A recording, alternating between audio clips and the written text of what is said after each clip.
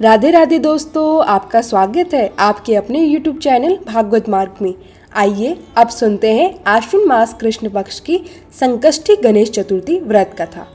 संकष्टी गणेश चतुर्थी का व्रत प्रत्येक माह के कृष्ण पक्ष की चतुर्थी तिथि को किया जाता है और शुक्ल पक्ष की चतुर्थी तिथि को विनायक गणेश चतुर्थी का व्रत होता है।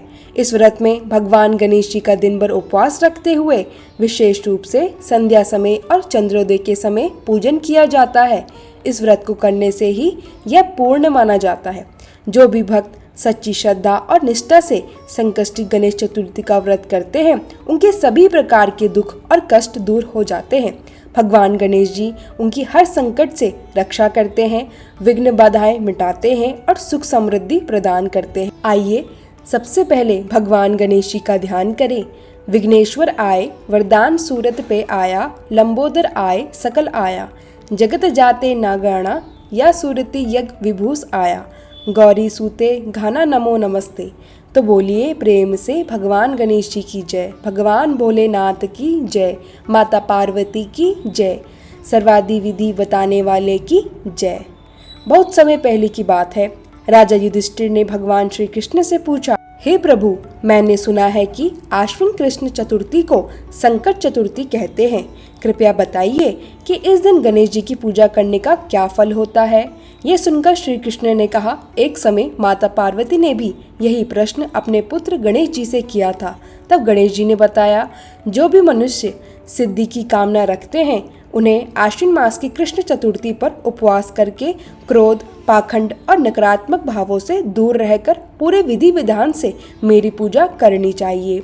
इसी समय की कथा है। उषा जो बाणासुर की पुत्री थी, उसने स्वप्न में भगवान कृष्ण के पौत्र अनिरुद्ध को देखा। स्वप्न से जागकर वह व्याकुल हो गई और अपनी सखी चित्रलेखा से कहा, मुझे वही पुरुष चाहिए, यदि वह मुझे ना मिला तो मैं प्राण त्याग दूंगी। चित्रलेखा जो माया में निपुण थी, त्रिभुवन की तस्वीरें बनाकर उषा को दिखाने लगी। जब अनिरुद्ध की तस्वीर आई तो उषा ने पहचान लिया।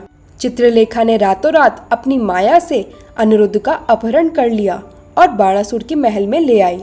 इधर द्वारिका में जब अनिरुद्ध न दिखाई दिए तो प्रद्युम्न शोकाकुल हो गए। रुक्मणी जी पुत्र वियोग में व्याकुल होकर रोने लगी और श्री कृष्ण से बोली, हे नाथ, हमारे पुत्र का हरण किसने कर लिया है? अगर वह जीवित न मिला तो मैं अपने प्राण त्याग दूंगी। तब श्री कृष्ण ने लोमश मुनि को बुलाया। मुनि ने बताया, हे कृष्ण, आपके पौत्र का हरण बाणासुर की कन्या उषा की सखी चित्रलेखा ने किया है। वह इस समय बाणासुर के महल में है। आप आश्विन मास कृष्ण चतुर्थी का संकष्टी व्रत करें। इस व्रत से निश्चित ही आपका पौत्र सुरक्षित वापस मिलेगा। भगवान श्री कृष्ण ने लोमश मुनि की आज्ञा से संकष्टी व्रत किया। व्रत के प्रभाव से उन्होंने बाणासुर को युद्ध में पराजित कर दिया। यद्यपि शिवजी स्वयं बाणासुर की रक्षा कर रहे थे, फिर भी गणेश जी की कृपा से बाणासुर हार गया। भगवान कृष्ण ने बाणासुर की सहस्त्र भुजाएं काट डाली और अपना पौत्र अनिरुद्ध पुनः प्राप्त किया। श्री कृष्ण ने युधिष्ठिर से कहा, राजन, इस व्रत का महत्व अपार है। इस व्रत को करने से शत्रु पर विजय मिलती है, राज्य प्राप्त होता है और संपूर्ण विघ्नों का नाश होता है। जो भी मनुष्य पूरी श्रद्धा भाव से इस व्रत को करता है, उसे संपूर्ण जगत की सिद्धियां प्राप्त होती हैं। तो प्रेम से बोलिए, श्री गणेश भगवान की जय, भगवान भोलेनाथ की जय, माता पार्वती की जय, श्री कृष्ण भगवान की जय। इस व्रत में भगवान गणेश जी का पूरा विधि विधान से पूजन करना चाहिए। चंद्रोदय के समय अर्घ्य दें। दिन भर आप उपवास करें। सात्विकता का पालन जरूर करें। क्रोध, ईर्ष्या और द्वेष से दूर रहें। ब्राह्मण और गरीबों को भोजन कराएं। इससे भगवान गणेश प्रसन्न होकर भक्तों के सभी संकट दूर करते हैं और सुख समृद्धि का आशीर्वाद देते हैं। आशा करती हूँ कि यह कथा और जानकारी आपको अच्छी लगी होगी। अगर आप संकष्टी गणेश चतुर्थी के शुभ मुहूर्त और पूजन विधि के बारे में जानना चाहते हैं तो हमारे चैनल पर अन्य वीडियो भी देख सकते हैं। अगर आप नए हैं तो चैनल को सब्सक्राइब करना ना भूलें। राधे राधे श्याम।